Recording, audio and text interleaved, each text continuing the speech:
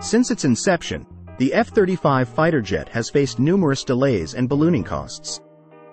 Originally planned to be operational in 2005, the jet didn't reach full capability until 2015, making it 10 years late. Not only was the F-35 delayed, but it also exceeded its original budget by a whopping 80%.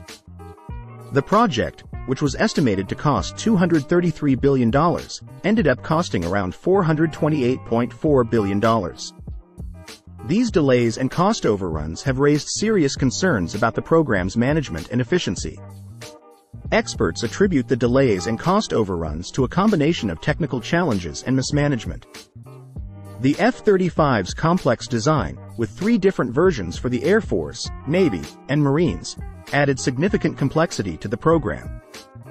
In addition to the different versions, the F-35 also had to incorporate advanced technologies and stealth capabilities.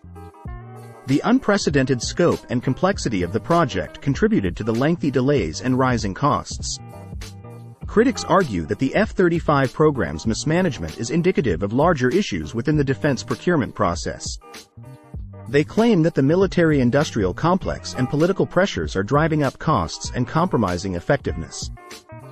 The delays and cost overruns have also affected other countries involved in the F-35 program. International partners, such as Canada and Australia, have experienced similar setbacks and budget increases. The controversy surrounding the F-35 program has led to questions about the jet's overall capabilities and effectiveness. Some critics argue that the F-35's performance doesn't justify its massive cost and lengthy development process. Despite these challenges, proponents of the F-35 argue that the jet provides unmatched capabilities and versatility. They believe that the advanced technology and stealth capabilities make it a crucial asset for modern warfare. The F-35's supporters also point out that the delays and cost overruns are not uncommon for complex military projects.